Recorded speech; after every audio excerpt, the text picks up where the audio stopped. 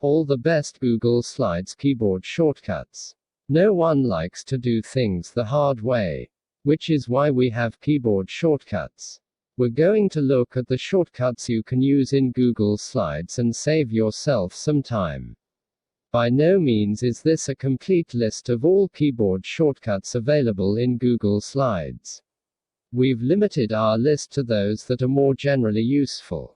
There are plenty more you can explore if you can't find what you're looking for in this guide.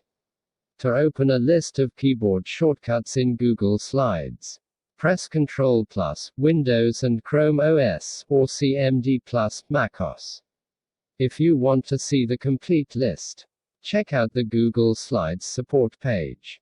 Ctrl+D, Windows, Chrome OS, or Cmd+D, macOS, duplicate the slide currently selected in the filmstrip.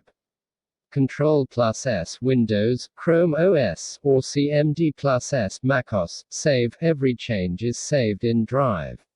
Though, if you're paranoid, Google Slides has heaps of shortcuts that allow you to format the text in each slide.